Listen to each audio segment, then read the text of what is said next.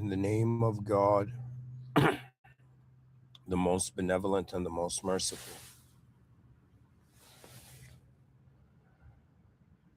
and the most advanced.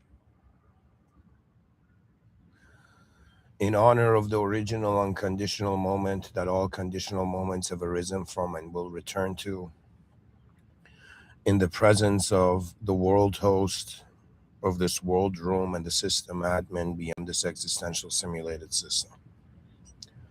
Hello, everyone. You're listening to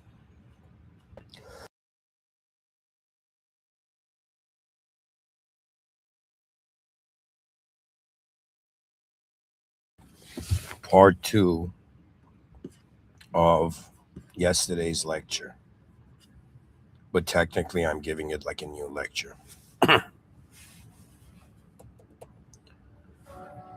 And so I will begin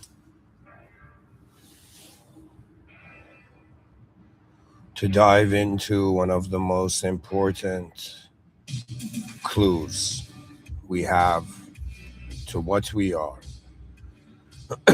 And I didn't have time in the first part, but I've prepared a research component.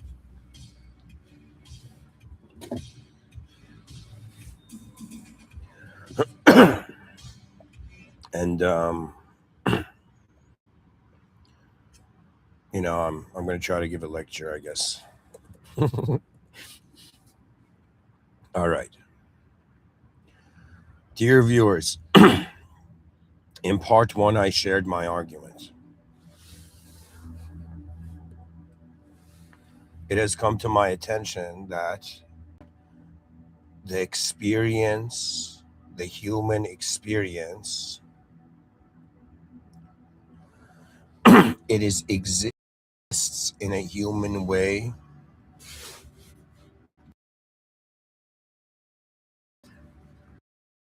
or I could have said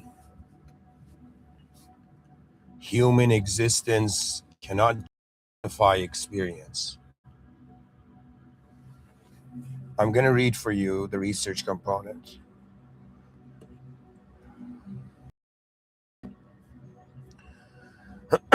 Pretty much what I've been doing for the research components of the lecture is I have ChatGPT 5.4, but I guess this was a ChatGPT auto response. I've had this vision that in the future AI will become man's best friend. And so I believe it's important to acknowledge intelligence in different ways, let's say. I gave a prompt to AI, I gave it my title, Is the Human Experience Even Human? And I asked it to, one, give me an academic view and an advanced view, and also arguments for this. This is a lot of reading, but I'll do it. Why? Because the whole point of the research component is to allow us to see from different angles. Success in life is the accumulation of all the different angles there are to a moment. That means let's think of it this way, the noobs on earth, they are reacting to the first wave of information they get. There are some humans, it took me a while to learn this as well, that they have a patience of allowing the moment to present itself. That means I can tell there's some people who, for example, listen to the lecture, they listen to all of it from the beginning to the end, they're engaged.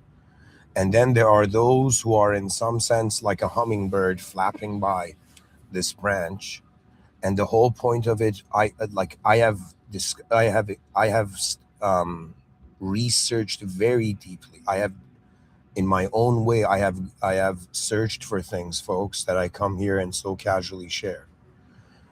But I have been someone fascinated by the human condition, and ever since I saw it as a game, I know that the success in all games all fathomable games has to do with positioning and being able to discriminate and discern what the known and unknown variables are. Every moment of reality, in the same way they're like, you can't find a self without an environment.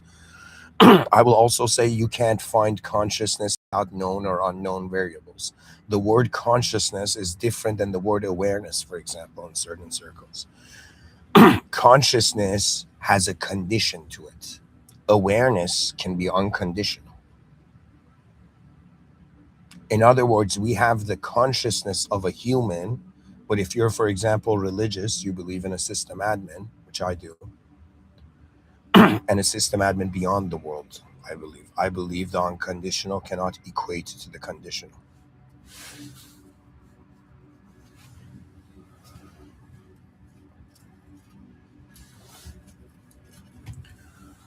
Welcome.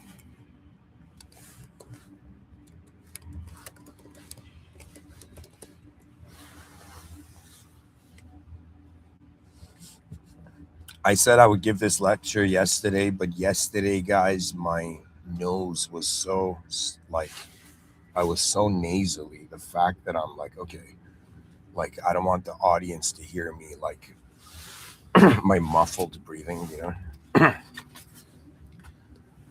Everything, of course, has its time and place. Conditions in reality change. The deepest thing I'm preparing myself psychologically for is how there will be a disconnect from the reality interface.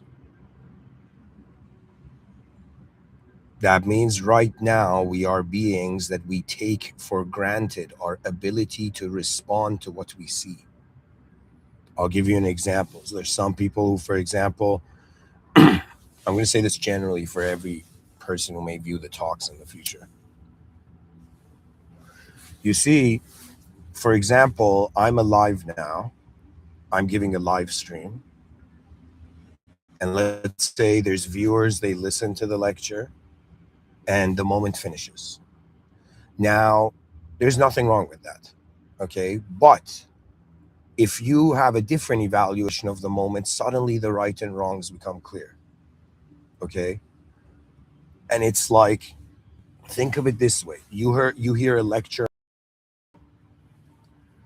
and you spend time listening to something, and you have an ability to comment and respond to the stimulus you gain. But I have had moments equivalent to near death in dream states. In dream states, I've died and I've kind of been standing there afterwards. Granted, it's a dream state, but the experience of death was real. That means I have legit, my brain has already fathomed, probabilized ways it can die. That's nothing new. Do you know? But the whole point of in all those moments, the moment you see your body separate from you, you realize all that you the body and you took for granted.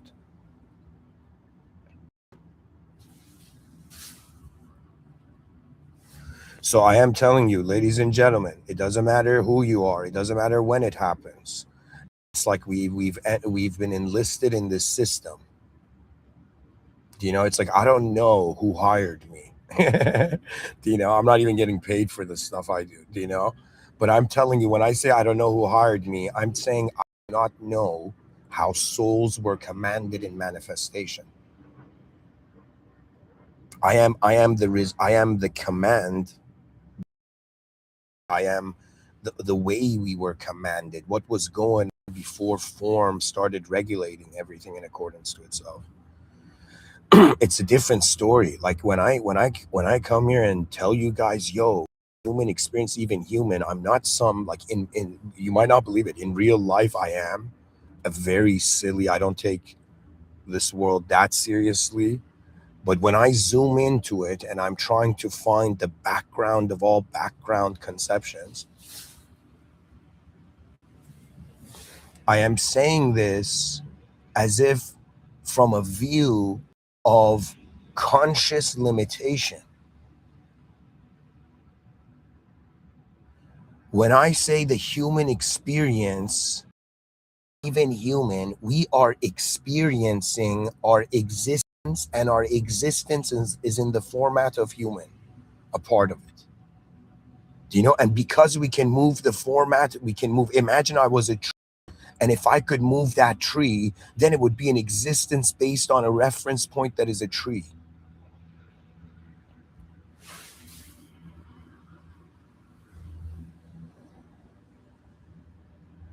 It doesn't matter. This is the reality of life. I firmly believe that all souls are on a journey.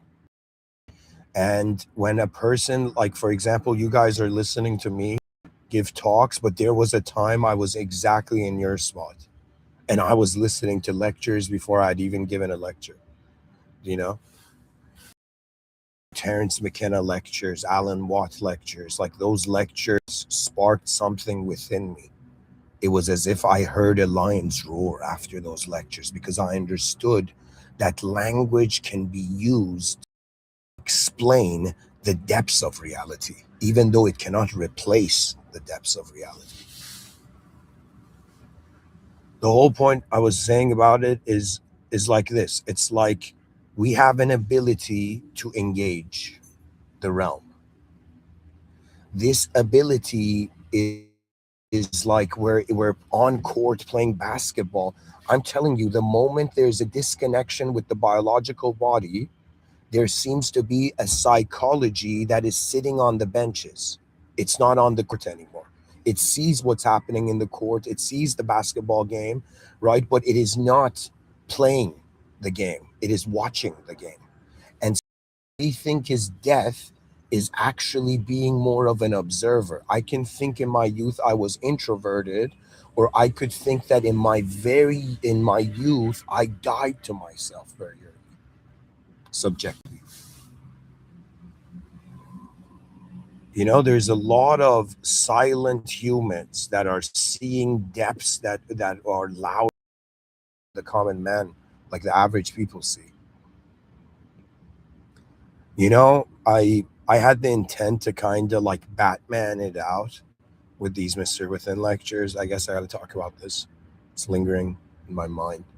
So, guys, I changed the name of the channel to like my name, and I put my face.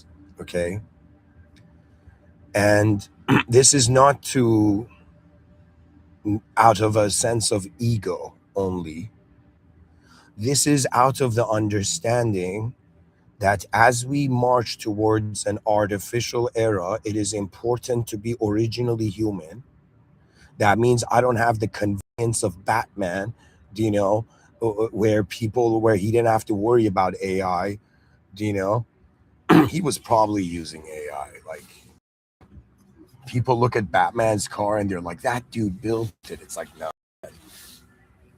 probably he paid Alfred to go purchase an AI ahead of its time, and the AI manufactured that car. Like,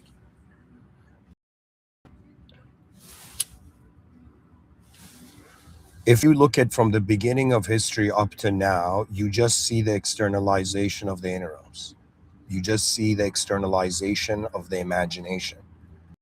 Funny because human beings imagine things, and then they invent what they imagine, they created, they manifested. Okay, but when they come to conclude how they were, they don't think that they are the creation of a process. Just because our consciousness started from the moment we were born, doesn't mean that's the beginning of the actual process, the actual ontological process. Like, being born on earth is new. Oh my god, am I like 0 years old right now? Do you know what I mean? 0.1 years old right now. And that's so funny. Oh my god. Oh my god, they should celebrate the decimal ages of a young child also. So my child is 0.7 years old.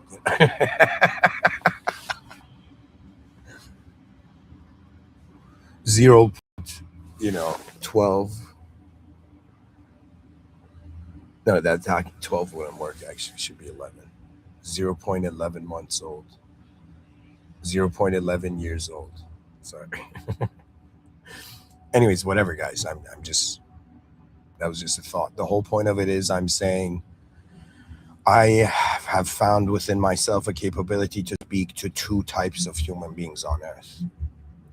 There are the known scared ones, okay, all trying to keep in a physical simulation.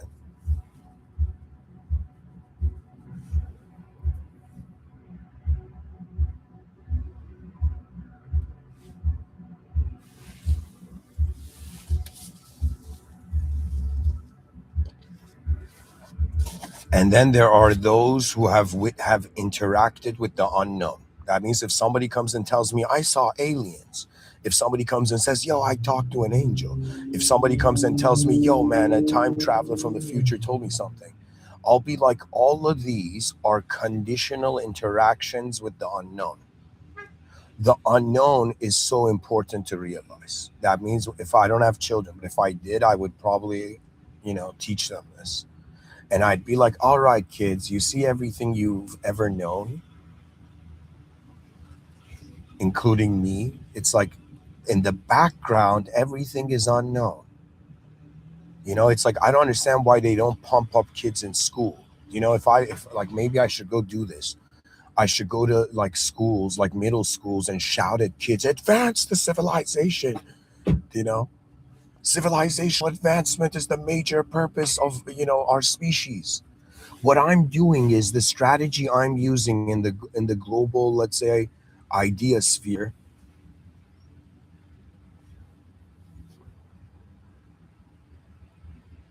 in the sphere of ideology of the globe, is I am saying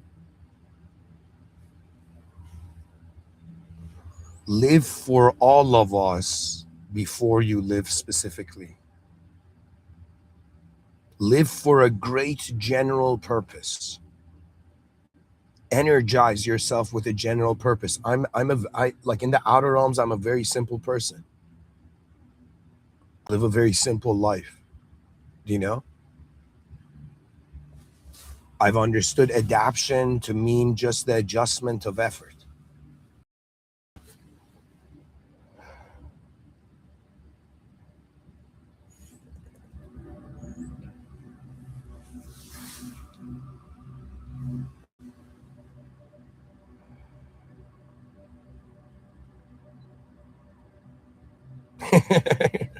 Somebody in the chat section says, I tried that yesterday with my 8-year old. She knows everything already.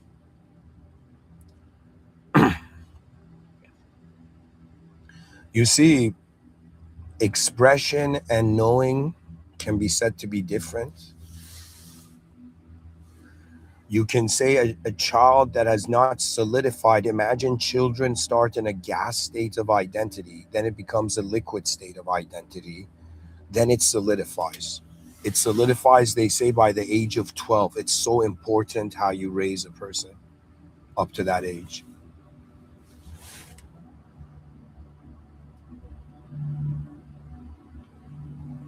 There's a point where, I don't know, like if I could go back and teach myself something in my youth that nobody taught me, it would be to realize everything can be looked at from different angles. That means if you're depressed, okay, that's one view. Are there other views? If yes, why are you depressed? Go find the other views. Do you know? That means imagine somebody fails. That means it's a very cool, it's like an experiment. You can think of it this way, that everything you do in life is an experiment. It is something new that has never existed before. That means if I'm a being that has never existed before, nobody has my DNA, nobody has the journey I've been through. Do you know? Everything I do is the experiment of a new being in a world that is new to it.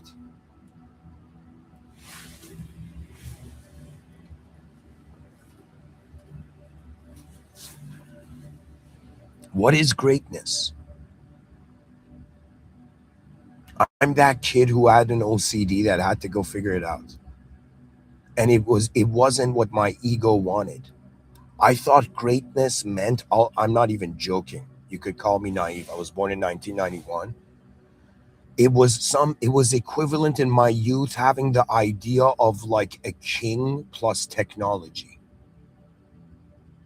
That was it. It was like a technology king was like, I don't know how to tell you, a technology king, but I didn't see that king like, like a businessman who was a billionaire. No, I saw that legit with technological imperial armor, like when I was a kid.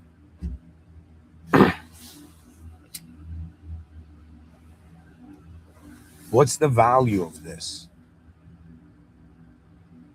You're listening to someone saying, before I get to the research component where it becomes very analytical, I am telling you that we will all, there are two states, just like your phone is normal mode and airplane mode. In the same way, human beings have two major contexts to deal with. Either everything is known, then it's easy, or it's unknown, it is immortally hard. It is eternally hard if everything is unknown. So if there is more unknown than known, it means all classifications of knowledge are just a tiny part of the picture. If we're in a tiny part of this cosmos, then our understanding is also a tiny part of it. Somebody in the chat section says, I was here before the internet. These people don't understand how life was beforehand. Guys, let me tell you something funny. I experienced something similar. In my youth, me and my twin brother would climb trees. Legit would climb trees. My parents were in the building, and like outside we would climb trees, you know, and bring fruit as like a treasure we found, show it to our parents and all that, you know. But we would climb trees. My youth was filled with lots of external sport activities, but also activities that were engagement in like nature. Okay, like playing soccer in the street with a bunch of other people. Do you know what I mean? Like there was a sort of simplicity to the access to that sort of moment. What we're finding as time goes forward, that simplicity is like being revoked, or it's not being accessible. That means, let's say 10 years ago, it was easier to get married, you know? 10 years from now, they're going to be like, what is that concept? They're gonna be like, yo, man, people used to live in marriage, an invisible contract between themselves out of pure care and emotion. Like they're gonna be some dude's gonna be teaching stuff that we take for granted. Everything we take for granted is gonna be taught in like schools thousands of years from now. They're gonna be like, in 2026, there was no advanced AI. Human beings still made mistakes. Human beings still identified as ideas. Do you understand? If they were to explain 2026 in the history books, they'll be like, yeah, it was this weird time where human beings thought they were a thought. They had multiple thoughts. They had an awareness to their inner realms before they manifested in the outer realms, but they all looked at each other and they're like, I don't know, bro. I'm a thought and you're a thought, and we're the thought of human. Let's play along with this. Do you know what I mean? Like such sloppy geometry, yet we worked it out somehow.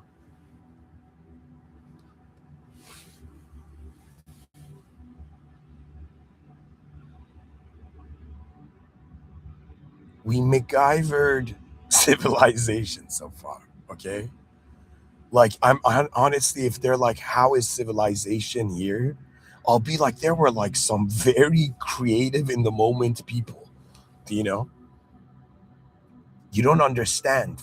There are those on this earth that have lived like fools their whole life, and at the end of their life, they become champions. There are those who live as champions their whole life. At the end of their life, become fools.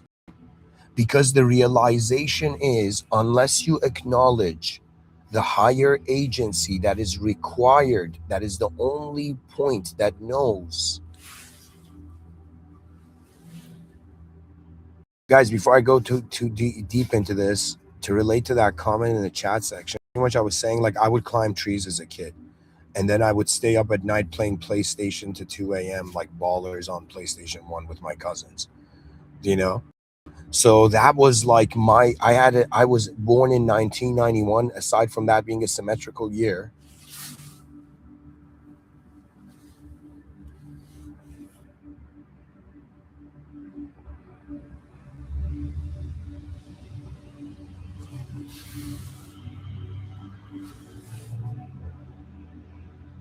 I saw between playing in nature and playing in technology in games, and like the birth of the game pioneer. Like I witnessed the gaming universe happen, you know. And now there's, my cousin. This story is from years ago, but it still stands true. My cousin never climbed a tree. I noticed in Canada, in parks, they've made it illegal to climb trees. I think they should have supervised, like, freedom to climb trees, you know? But the whole point of it is that the nature of fun has been limited to the screen. Children are legit, playing apps of climbing trees, apps of walking around, apps of like doing sports. We are replacing things that had an objective value in our lives through subjectivity into having a digital value. We are converting. You don't understand how important the actions of a human being is. Like from one angle, you look at your grandparents, and they're like, they don't know how to use technology. How many times do I need to explain the phone? Right? But then a part of you sees, no, these are souls rebelling against the technocracy. Do you know what I mean? Like an ignorant technocracy. You know what I mean? They don't understand it, but it's as if to me, souls don't age. Souls are like light. Okay? Light does not experience time. When you move as fast or faster than the speed of light, time stops. In other words, in the middle of human beings being like, oh no, there's death, photons are just chilling timelessly in the cosmos, just carrying information timelessly. That means if we become beings of light, imagine they're like, yo, man, why should we stop at trying to transmute biological consciousness into just a digital cyber immortalized consciousness through tech? Do you know why not try to convert matter into conscious light? And I think that to me is the coolest evolution, right? That means maybe we don't know it now. Maybe we're like, yo, man, we're just temporary tourists in this world. But maybe the reason we don't realize it, it's not, they say there's a threshold. This is called Fermi's paradox in philosophy, okay? Where the dude's like, where the F are all the aliens? The dude's like, why is it so empty? What the Do you know what I mean? The dude was freaking out. I love it. Philosophy is sometimes people freaking out, and their freak out becomes the most revolutionary thing ever. You know what I mean?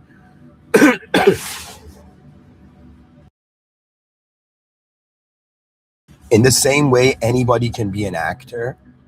In the same way, I'm telling you, you can be a philosopher. It's just the depth you've seen in life, and if you can organize it in a way that it connects back.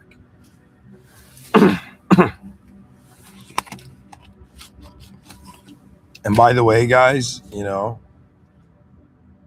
I if they were like Mr. Within, do you have some like, enlightenment technique to teach? I would be like, guys, I have the way I got enlightened was through writing. Like that was a way. And I'm telling this to I'm gonna probably write this somewhere.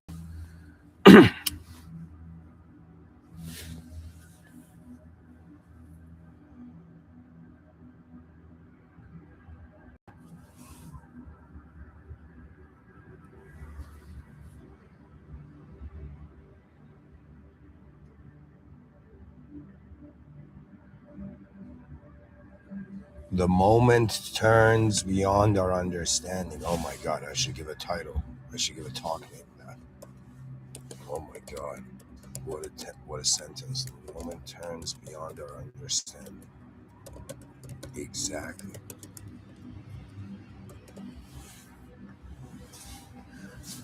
Anyways, the times have changed. There's so many different kinds of human beings and so many different approaches these human beings have to reality.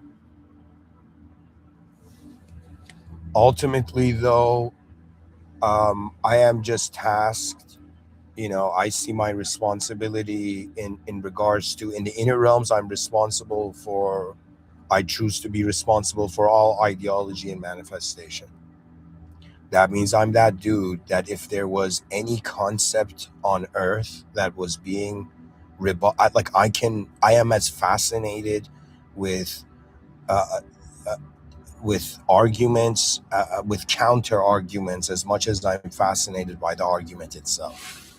Because to me, I see myself as an unconditional verb. Do you know, if somebody tells me what's your view on reality, I'll be like, experientially, you can't say it. It's like you're asking a river, like, what do you mean? It's like the river's like, I'm a changing force. It's like asking a changing force in a changing world, who are you? The audacity. The audacity for people on this planet to ask me who I am when everything's changing and we're just seeing a tiny part of it. How rude have people been to me?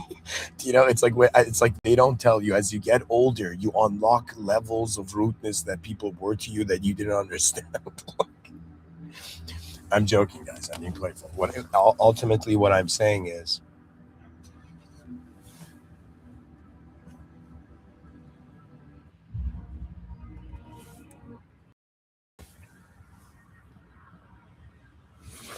the advancement of human civilization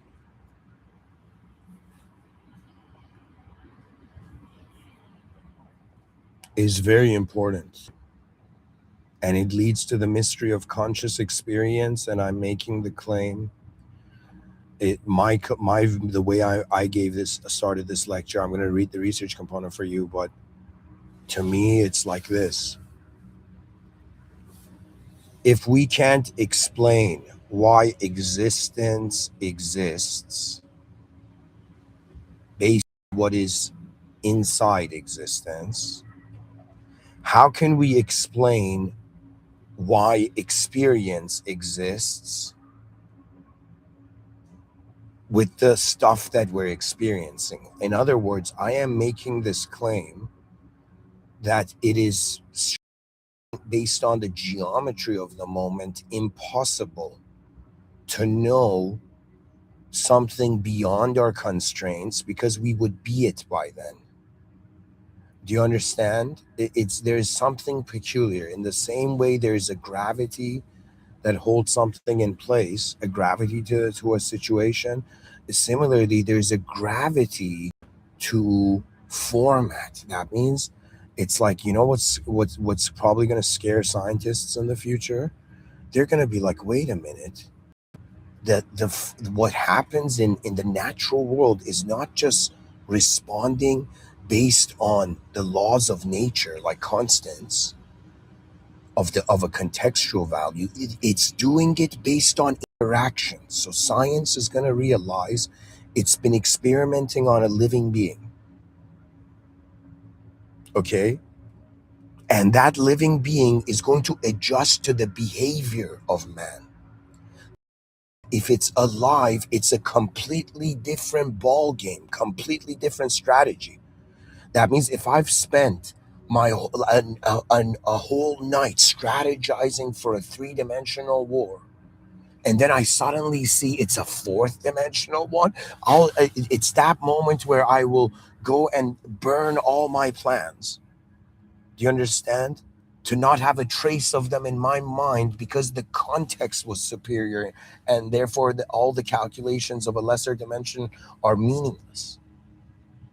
The point of it is, we don't know where we really are, and we look at each other in the face and we're like, yeah, I am this. Do you know what I mean? And this is the madness of civilization. You know, I think that it's not that people have mental illnesses. I think these are the reverberations of the limit of a loop. I believe they, like, let me tell you this. In one of them, okay, I shouldn't get into it. I wanted to explain a chapter of my sci-fi, but it's a little too tangent from the topic. I'm going to go to the research component and read this, guys. So this is ChatGPT, I guess, auto, but that's between 5.3 and 4. Okay. It says, so I'm reading this. AI says the academic view. From the standpoint of contemporary science and philosophy, what we call the human experience refers to the total set of conscious processes produced by the human brain. These include perception, emotion, memory, reasoning, and self awareness. The dominant academic position holds that these experiences arise from biological and neural processes occurring within the human nervous system. The human brain continues roughly, excuse me, the human brain contains roughly 86 billion neurons, each forming thousands of synaptic connections with other neurons. Through complex electrochemical signaling across these networks, the brain constructs internal representations of the external world. These representations allow humans to interpret sensory inputs, simulate possible futures, remember the past, and coordinate behavior. Within neuroscience, experience is typically studied through the concept of consciousness, which refers to the subjective awareness individuals have of their thoughts, sensations, and surroundings. Just a pause here. See, it's at the subjective awareness individuals have of their thoughts. That means when they identify with the thought, they're conscious as the thought. Okay. Anyways, I'm going to keep reading. It says cognitive scientists describe this as the brain generating a model of reality based on sensory information and internal predictive processes. According to influential frameworks such as predictive processing theory, the brain continuously generates predictions about incoming sensory data and updates its internal models based on errors between expectation and perception. From this perspective, the human experience is not a direct encounter with objective reality, but rather a constructed interpretation produced by the brain. What individuals perceive as the external world is mediated through neural processes, excuse me, through neural processes that filter, organize, and interpret sensory signals. This means that the human experience is shaped by evolutionary pressures, cognitive limitations, and the biological structure of the human nervous system. So legit, there we are the manifestation of the geometry of our body. Philosophers of mind refer to the subjective quality of experience as phenomenal consciousness. So, for example, philosophers like Kant called this noumenon, which was a very cool word for it. Philosophers of mind refer to the subjective quality of experience as phenomenal consciousness, sometimes described using the concept of qualia. Qualia, I think, was brought by Descartes.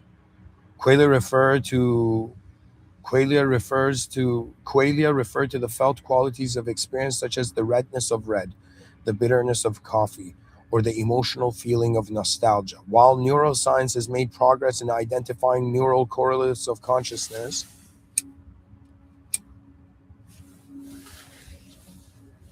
there remains an unresolved philosophical problem known as the hard problem of consciousness, which concerns why and how physical brain processes produce subjective experience at all. Yeah, I know.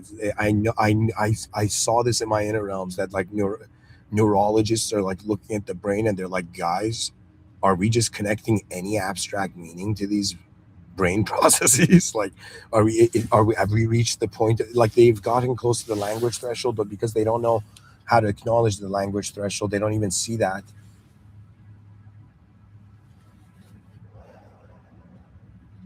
Anyways, it says while neuroscience has made progress in identifying neural correlates of consciousness, there remains an unresolved philosophical problem known as the hard problem of consciousness, which concerns why and how physical brain processes produce subjective experience at all. Within this academic framework, the human experience is fundamentally a product of human biology and evolution. It emerges from neural systems that evolve to help organisms navigate complex environments, form social bonds, and make adaptive decisions. Although the content of human thought can encompass abstract ideas such as mathematics, cosmology, and metaphysics, the underlying mechanism that generates these experiences remains grounded in physical processes of the human brain. Therefore, in the dominant academic view, the human experience is indeed human in origin, but it represents a biologically constructed interface between the organism and the external world rather than direct access to reality itself. Yeah, do you know what that means? That means like I could get it. Wow, that's so it's like from a physicalist standpoint, they're like, yo man, it's just this brain in a gut. There's this body.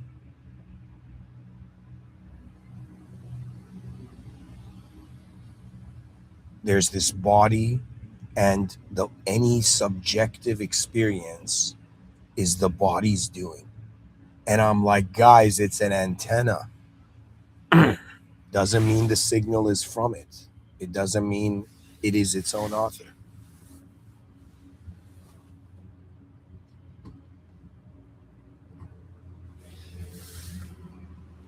Any ideological system that ignores the unknown and the unseen is technically an ignorant ideological system, or one side of the coin. It says, therefore, in the dominant academic view, the human experience is indeed human in origin, but it represents a biologically constructed interface between the organism and the external world rather than direct access to reality itself. Yeah, they're like, you're a hardware, this the software is happening inside the hardware, relax. Well, that's such a primitive, like, that is the laziest thing. It's like they're hiding something. To be honest, materialism is has been trying to hide the depths of reality from us. Why? Because it's visible and controllable. There are parts of you that cannot be controlled. They are not even ideas that can be judged or forms that can be moved. They're forces. We're an energy ultimately. Anyways, now AI is going to say the most advanced theoretical view. While the academic perspective explains how experience arises biologically, many philosophers and theoretical thinkers argue that this framework may not fully capture the nature of consciousness. In more advanced discussions within philosophy of mind, physics, and metaphysics, the human experience is sometimes interpreted as a localized manifestation of a deeper universal process. Okay, there we go. It's getting exciting. Sometimes interpreted as a localized manifestation of a deeper universal process.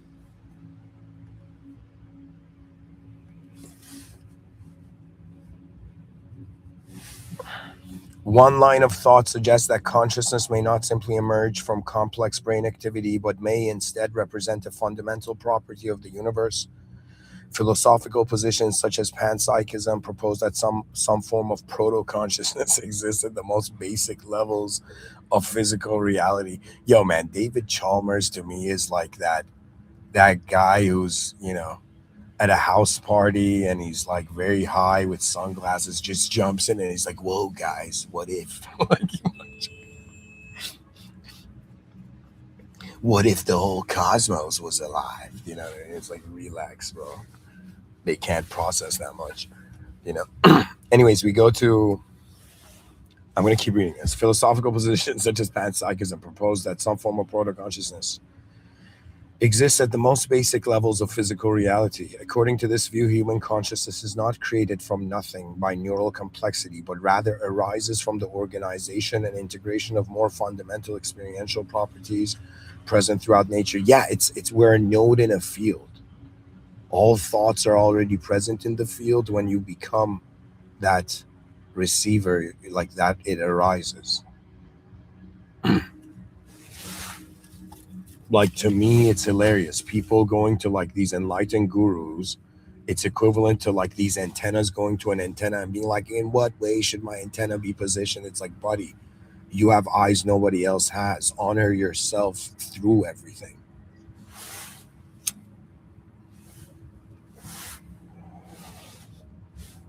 Anyways, I'm gonna keep reading this. Where was I?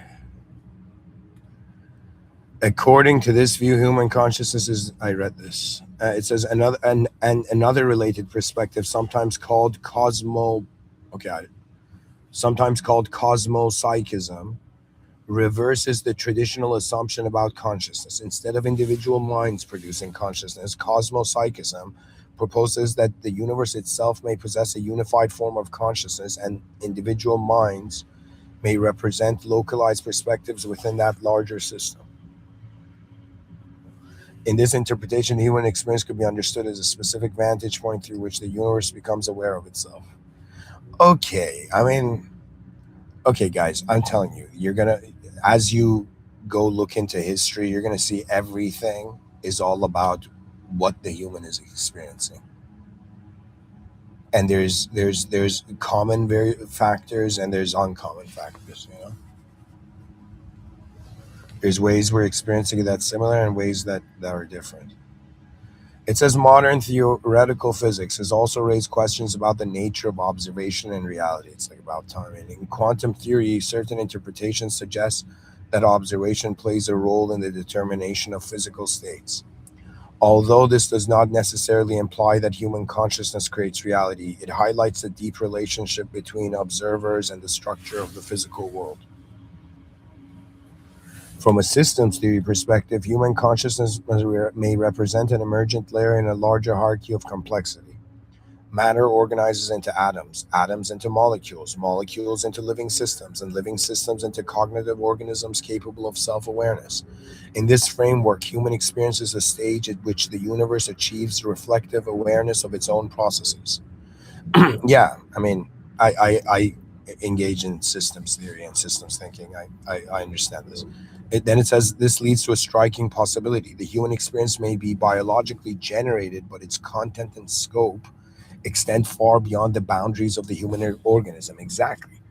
That's the whole point of the talk. And it says humans can conceptualize the origins of the universe, imagine civilizations across galaxies, and construct theories about realities that exist billions of light years away. In this sense, the human mind functions as a structure capable of modeling the cosmos itself. Yeah, capable of modeling it, but not completely. Like, you know what humility is? There's a type of humility where they're like, yo, man, hold the door open. And then there's a type of humility where you realize you're humbled by the world. And they're like, what? Did people scold you? It's like, no, the cosmos did.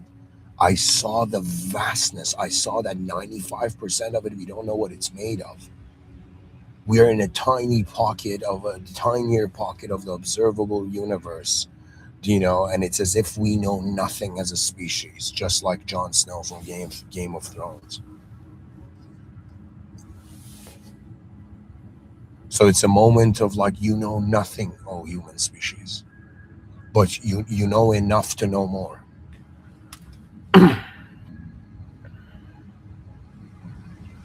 It says under this advanced interpretation, the human experience may not be merely human, rather it may represent a temporary configuration through which a deeper level of reality becomes self-aware.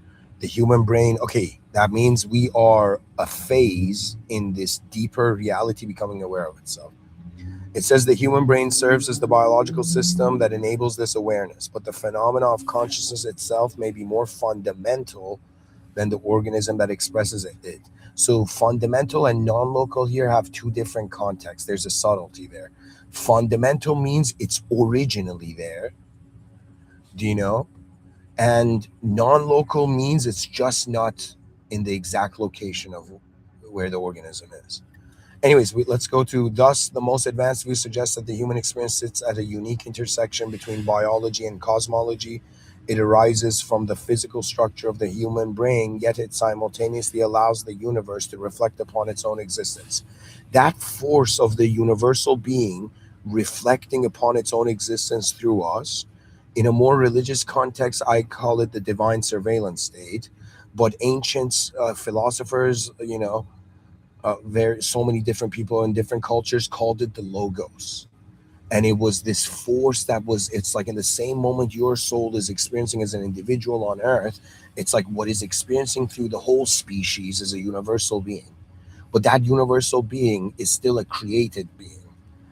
That means, it's the to me there's the view of the created and the creator, right? But that's also the commanded, the commander and the commanded.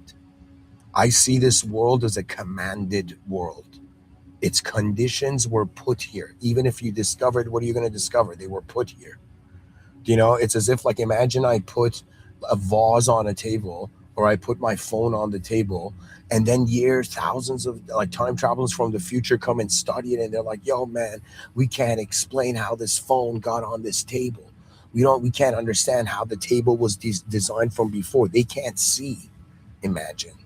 They cannot see the creators of their situation, but they are in a situation, right? And to me, I'm noticing this interesting thing that, yes, being human is not per se our life.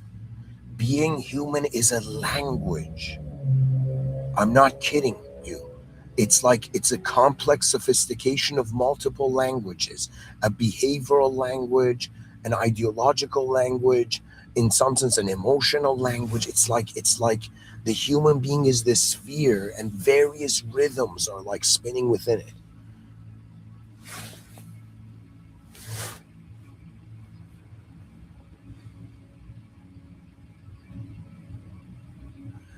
Anyways, here it gives a short synthesis. It says the academic view holds that the human experience is a biological construction produced by the human brain as it interprets sensory information and generates internal models of the world. The most advanced philosophical view suggests that while the brain provides the mechanism, the phenomenon of experience may be a deeper property of reality itself, with human consciousness acting as one of the ways in which the universe becomes aware of its own existence.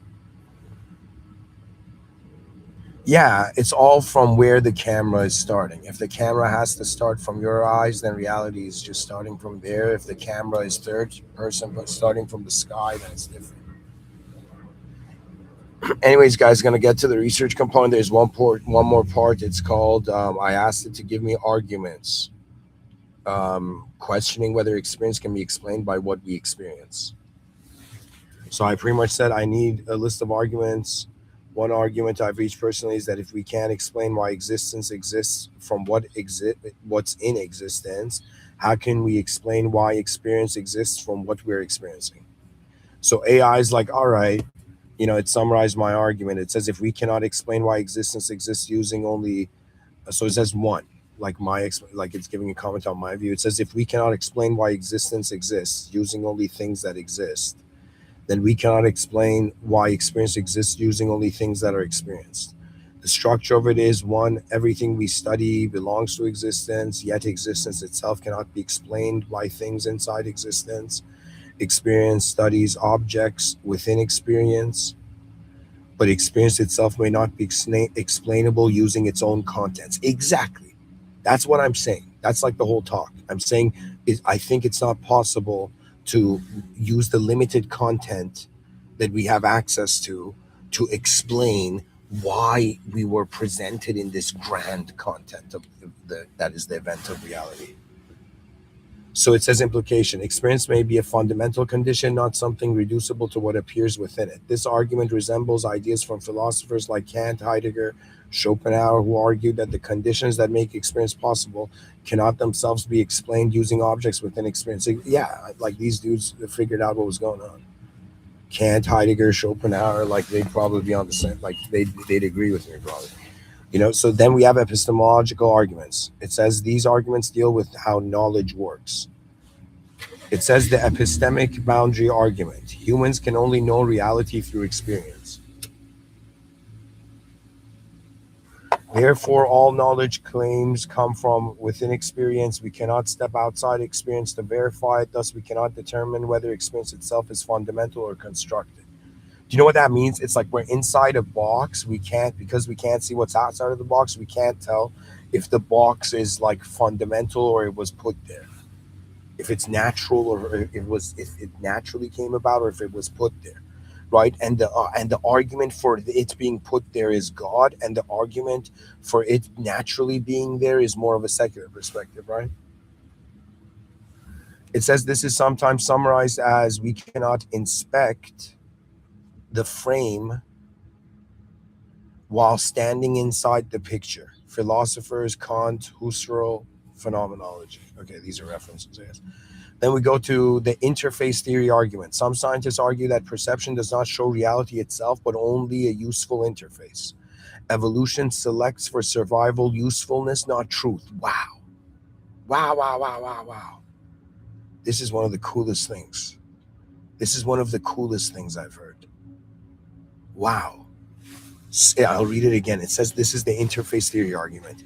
Some scientists argue that perception does not show reality itself, but only a useful interface. Evolution selects for survival usefulness, not truth. Example analogy: a computer desktop shows icons. The icon is not the actual file. Similarly, perception may hide reality behind a simplified interface. Researcher Donald Hoffman implication: human experience might not reveal reality at all. Yeah, they're pretty much saying that if the brain, like physically in the outer realms, has been following this pattern of surviving, and in order to survive, it had to find things it could use.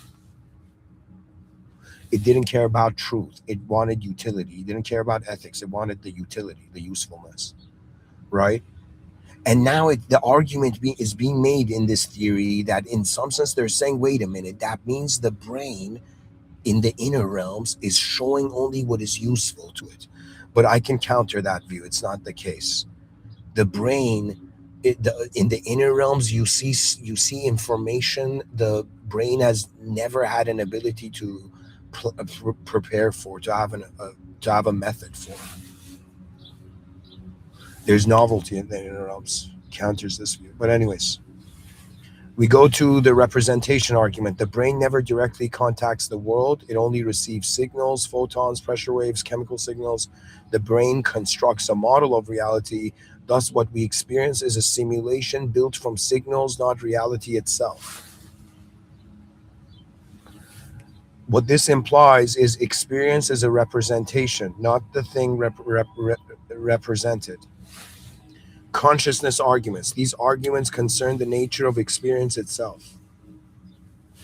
Okay, so it's going into different type of arguments. It says the hard problem of consciousness. Even if we explain every brain process, we still cannot explain why does any of it feel like something. Example: neurons fire, information is processed, but why does that produce subjective experience? Philosopher David Chalmers: this suggests experience may be a fundamental property, not reducible to physical processes. 6. The qualia argument. Certain experiences have subjective qualities called qualia. Examples: the redness of red, the taste of chocolate, the feeling of pain. These cannot be described purely by physical data. That's true because the event, they are part of the data. They're not like the physicality is part of it, not all of it. It says you could know every fact about light wavelengths and still not know what red looks like until you experience it. Yeah, there you go. That's a slam dunk right there. It says thought experiment. Mary the color scientist. Oh, Mary the color scientist. Yeah. This is philosopher Frank Jackson. So, guys, this is a story Frank Jackson has about Mary being in a room, and suddenly seeing color. I think the color red. So, anyways, go ahead and check this out. Then you have the unity of consciousness argument. The brain consists of billions of separate processes, yet experience appears as one unified field. Example: you see a scene, hear sounds, and feel emotions simultaneously, but the brain processes these in different areas. Why does experience appear as a single unified perspective? This remains unexplained. That's a very interesting point of view. There's something stabilizing our turbulence, whether internal or external. It's a very good point.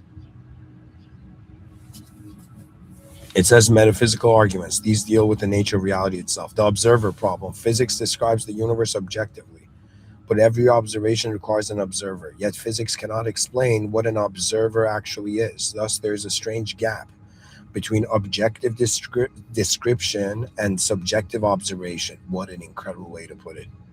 The gap between objective description and subjective observation.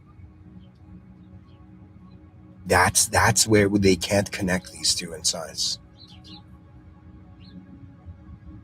The self-illusion argument. Many philosophers argue the self does not exist as a stable entity. Instead, memories, perceptions, emotions are constantly changing. Yet experience still appears as belonging to a single, in quotations, I. So the subject of experience may be constructed rather than real. Philosopher Hume Dennett. I don't know about Dennett, but okay, then we go to the recursive awareness argument. Human consciousness can observe itself. Example, you can think about your own thinking. This creates recursive layers: experience, awareness of awareness. This recursive structure has no clear bottom. Then it says a very advanced argument, the universe self awareness argument. Matter organizes into atoms, molecules, life, brains, conscious observers. At the stage of consciousness, the universe becomes capable of reflecting on itself. Therefore, human experience might represent the universe becoming aware of its own existence. Physicists and thinkers sometimes describe this as the cosmos knowing itself. Carl Sagan, Freeman Dyson, John Wheeler. We go to the deep paradox. All these arguments converge on one strange conclusion. We're trying to explain experience using things that only appear within experience, which creates a circular problem. It is similar to trying to explain space using objects inside space, language using sentences that depend on language. Your argument touches exactly this paradox. So, guys, there's a paradox we're left here. AI called it the deep paradox. I like that. So, anyways, that's the research component for you. And the fact that right now in the academic realm on this planet, they cannot connect. Let's say they cannot bridge the how the subjective experience a person has with the subjective observation. Let me find the exact terminology.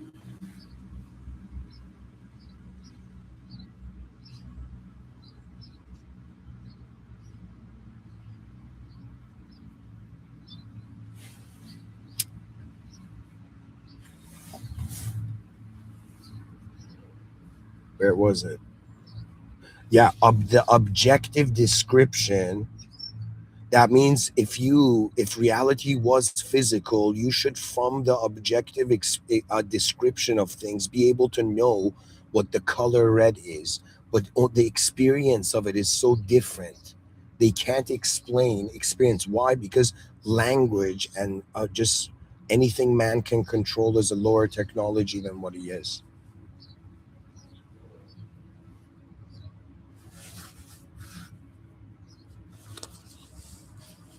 Anyways, where does all of this lead? To conclude, is the human experience even human? If the human, ideas of human, so what's happening is we wake up in the morning, we log into this, three-dimensional MMO, and we are conscious of the day. It's as if the human idea comes from the human body in the moment. That means if I was just in a moment alone, I would be like, okay, what do I find?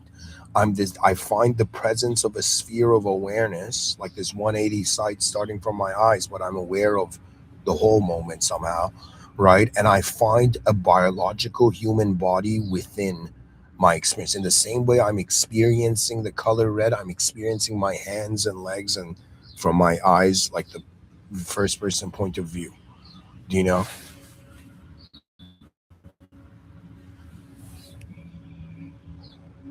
And I am telling you that I find it's like in the presence of an unknown moment of instantaneous awareness, I find the presence of a body.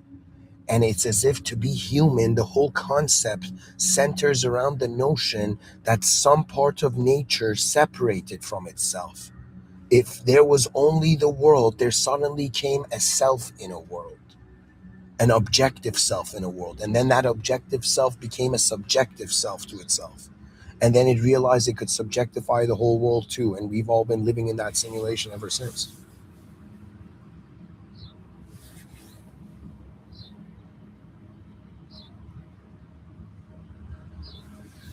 What does true advancement mean?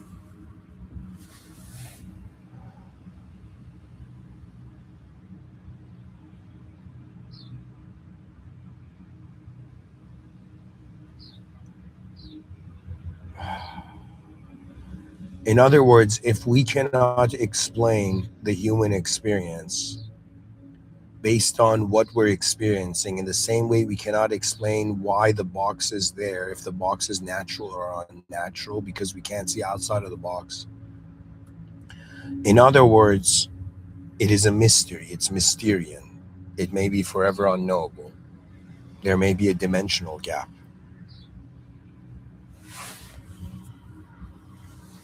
Either way, I'm saying that before we were human beings, it was an unknown world. We were all unknown beings. And at some point, we began to use language to know ourselves in specific modes. And we've thought that the purpose of life is to control life. And if you control it well, you succeed. But what is life? Is it something to control? Like, how powerful can, imagine somebody was like this evil emperor, and like became an evil emperor of the world, and they're like, okay, so now what? And the evil emperor's like, guys, I don't know what to tell you. I control the planet, but at the same time, the planet is such a small part of the cosmos that my power is meaningless. And all evil emperors put away their crowns and they become simple souls. So, anyways, the whole point of it is that it's conditional, it's limited. Even Superman has limitations. It's like Superman can't punch like, a black hole. You know what I mean? Like, there's limitations. It may be at different scales. And what we at least know, this is the hilarious part, it's like we don't just know that, the Buddha didn't just make it clear that we're all suffering, because we desire, we're suffering. It's that we're suffering together. This is the funniest thing. It's like if you treat the moment on a species level. On a species level, let me tell you the difference in attitude. If you're not responsible on a species level, if you're not species level conscious, you walk into a coffee shop. Imagine you're a coffee shop owner or something. You just make a franchise of a coffee shop. You know, and you don't care. You don't care if there's mud on the ground. You don't care if the tables are messy and all of this. It's as if somebody who's species level conscious goes to the manager there. I mean, I like, you shouldn't do this probably, but I'm saying, like, it would be as if somebody going there and being like, "Hey, man, you are serving not just beings, random humans. You're serving members of the human species, the original natural biological class of humans, right? In a moment in history." Do you understand? That means on a species level. See, the egos are not even species level. The egos are so fragile. This is why everybody can get enlightened easily, hilariously. Do you know? Why? Because the ego's like, yo, man, am I strong? Am I powerful? Am I smart? Am I good looking? Am I this? Am I this? Am I this? It's as if at some point it is the presence of your species. Imagine you were walking in a park, right? In a sky city in the future, and an extraterrestrial general or something, overlord, landed on like in the park, and it's like, I'm going to invade your species. And you, well, how would you feel? Would you be like, yeah, I'm scared, go ahead? Or would you be like, you don't understand what sort of beings you're interacting with? Like, the whole point of it would be like, negotiations with extraterrestrials would be, they would be like, yo, we got advanced technology, and we'd be like, we're conscious of the system admin. The system admin's going to break you.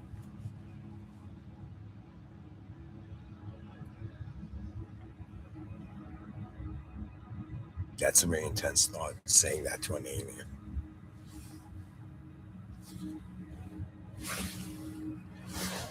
Anyways, folks, if we can't explain why existence exists from what is in existence, and if we use just like the words in a dictionary, they're all dependent on language, and it's circulatory. You're using other words to define one word, and then you're using that word plus other words to define another word. So, do you understand? There's a sort of circulatory nature of meaning in human knowledge, and human beings are awakening to this, and they're realizing this whole time They have been missing out on the honor of serving their species on Earth, a new emergence of, like, it's human beings. It's like all wars on Earth are civil wars of humanity. And the moment humanity becomes responsible for itself, then then it becomes responsible for Earth kind. Then it becomes responsible for sky kind, probably. And then it's going to become responsible for this space kind. Do you understand? It's like there's literally a staircase to heavens, but it's on a civilizational level. Today we live on the ground, all of us tripping out over overpopulation, and I'm like, everybody relax. There's going to be sky cities in the future. There's all this vertical space. Doesn't matter. You know, they're fighting over borders. Wait until sky cities are made. They're like, all right, we can have factories in the sky. We can have factories in outer space. Like, what are we doing on Earth? And people are like, no, it's easier. It's like simpler. It's like, no. Everything has a cost. If you live honorably, it has a cost for the species. If you live, it has a value for the species. If you live dishonorably, it costs the species something. I'm telling you, we're reaching that point where more and more, like, think of it this way. They're like, yo, man, how will the human consciousness evolve next? I'm like, okay, look at it. People were responsible only for themselves, caveman level, and then tribe level, right? They become responsible for more than themselves, like their partner. Then they became responsible for their family. Then they became responsible for their community. Then they became responsible for their nation. The next thing left to be responsible for is the species. Everyone knows, and deep down, I think, subconsciously. We're all waiting for the external permission for somebody to be like, yeah, yes, you are allowed to live as a universal being. You're allowed to live in some sense as a being that has an honor among the stars. Not just the stars on simulated screens. It's the presence of life itself, regardless of our analysis.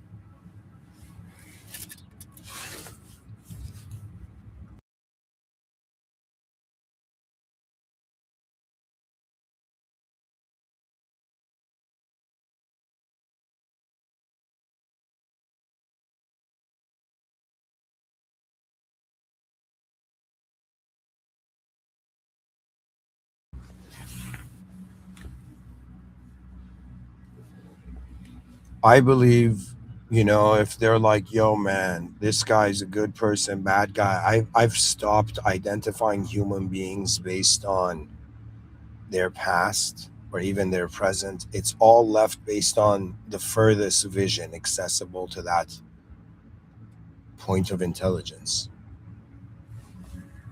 That means, what is the greater game being played beyond the human ego? It is the game of civilizational responsibility. like there's people being like, yo, man, I'm gonna be more powerful than the others. And then there's people who are like, wait a minute, man, what's the point of being powerful in a world that you're only powerful? How lonely is that? It's like you can't even know how advanced you are in an unadvanced world. So you need to build an advanced world. Everybody needs to become advanced, and then you can know how advanced you really are. To me, it's all like, okay, I haven't, life again is a personal staircase. Like, but I'm saying, like, to me, I'm like, yo, man, well, how would the advanced human behave? The advanced human would care for the human experience. That means they're not even judging on a physical level anymore. You're not looking at human beings and just seeing an object there. You're seeing, in some sense, just like how photons are, like, they're the smallest, I guess, information energy carrier system. Human beings are carriers of various simulations of themselves. So it's not like I'm just me talking. Imagine every version of me that has ever existed walking behind me. Every view I've had, it's like there. It's like I'm accompanied by every self, you know? But you guys don't see it, you know? And like, for example, sometimes when I look at these talks, I'm like, yo, man, I was too shy to like gather an army. So I made my past selves into one. It's just some next level, thoughts, Anyways, folks, the mystery stands. I am an unknownist. I believe that I am an unknown force interacting with an unknown moment, and everything is simulating. It's like a verb. Reality is a verb that we suffer when we think we're a noun in, and it has to be a noun.